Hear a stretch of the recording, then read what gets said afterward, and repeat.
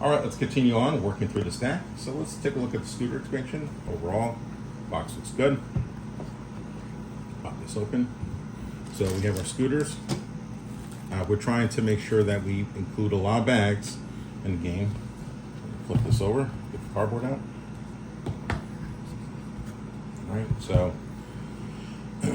here are the scooter boards. Again, this is where we'll have to go through and fix the dual layer because the scooter does snap in nicely. So maybe we'll just leave it. We'll see. We'll see how that is. We have the track for the pot stickers. This should have been dual layer, if I'm not mistaken. Actually, no, this is not dual layer because the tokens have to sit on top. And then we have to keep the tracking. Now, interesting enough, there is a misprint with this because we're actually supposed to have the punch boards include the pot stickers as well as this, as well as the pork buns, and they are not included here, which is a bad thing. So that's something we'll have to fix. Now, I'm gonna punch this puppy out so you can take a look and see what that does. All right, and so this actually goes, and let me put this off to the side. If I bring in the original board, okay, this piece snaps out. That's part of the base game. Put this over here, and then this snaps in. So now you're playing scooter expansion on the same thing. That's how that particularly works. And I'm going to leave this on here so you can see how big this board can really get. Now, beyond that is I see that there's also, these are the season reward goals that were supposed to be in the Kickstarter exclusive box. So these are the rest of them. They're supposed to be in the Kickstarter exclusive box. So I'll have to make note that they're packed wrong. Let's continue on. Move this off to the side. Let's do the arcade expansion. So this was actually inspired by Thinker Themer. They mentioned how they experienced the night market, and when they went there, they loved the arcades, and we wound up mid campaign building a campaign from it. And if I'm not mistaken, the scooter expansion was also from one of our backers who gave us the idea for that too. So we have our darts. Okay, these will be used for the balloon game. We have our basketballs and we have our claws. These will be for the claw game, claw and shrimp scoop, and then a basketball game. Again, lots of bags. Put this over. Okay, we have our game. We did not dual layer this because things won't sit in nicely. And we have our mini games. These go actually on the tiles themselves. Go grab the set. You'll see that.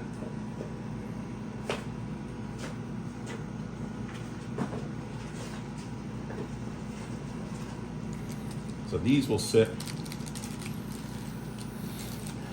Oh, actually, excuse me. I actually have them here. Oh. There it is. So these will be special tiles that you get. These go on your night market board. All right, and let's bring this massive board back in. So you'll actually have one of these to start with. All right, and then you'll actually be able to choose a game, and the game actually sits. This should be upside down. The game will actually sit just like that. So anytime a customer goes over, it actually interacts with the game, and depending on the color of the customer, will dictate what you actually get. And then this board is part of the puzzle board sequence. So this is where this gets really wild now. Now we open this up.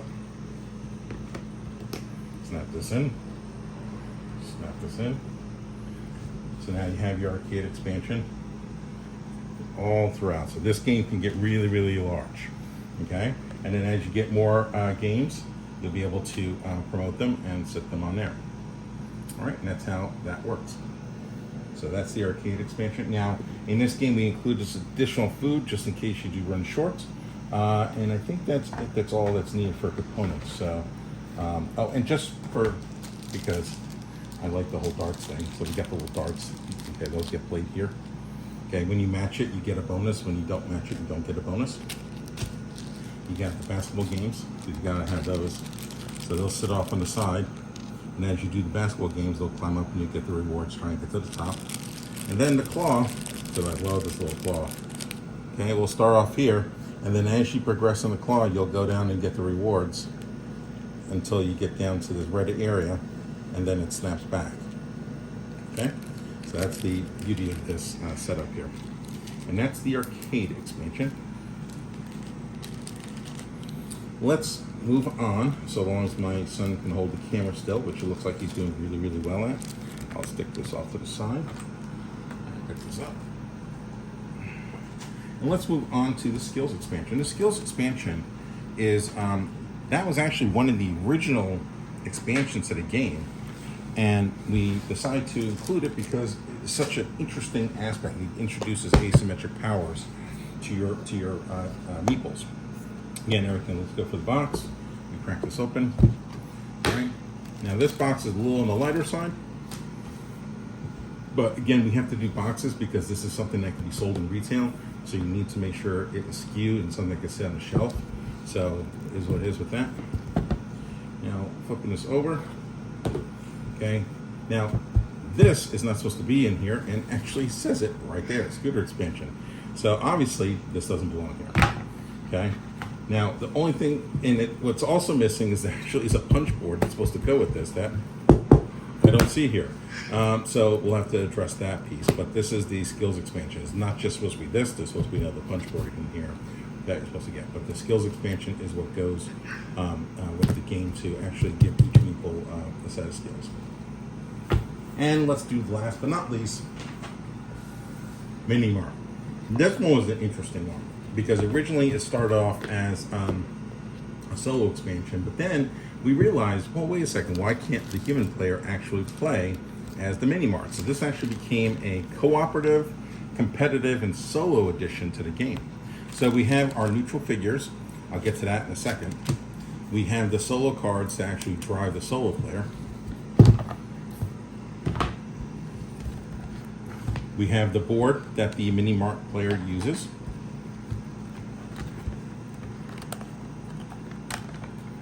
Okay, and that snaps together. Looking good. Okay, now again, we have just some drift here, but that's going to probably be, nope, we can't do anything about that. And then we have this interesting window that slides on top of this. And what happens is, as the game progresses, this will slide forward. This is an easy way to keep track of the goods and what they pay out for, right? And then, on top of that, as you move, as the Mini Mart player goes up on the signature dish, they'll actually essentially walk out the first space, so that as they go, the first space is considered automatically sold.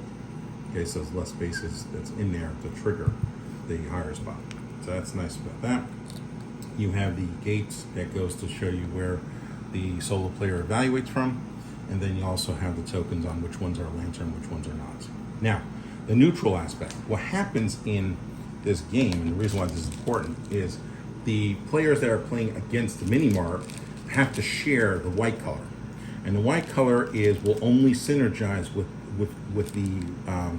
other white meeples or chefs. So it's important for the players to communicate what they're trying to do when they're playing cooperative mode, because everyone has to beat the Mini Mart score, and it's just a cash cow. So you have to be very careful of that. I've played that a couple times and lost, and one instance I was actually in the bottom, which wasn't that great. Anyway, that is the Mini Mart expansion. That is all of Night Market in a nutshell. We're going to go through, do some UI testing real quick at Gen Con, and then send the corrections over to the companies so that they can fix them.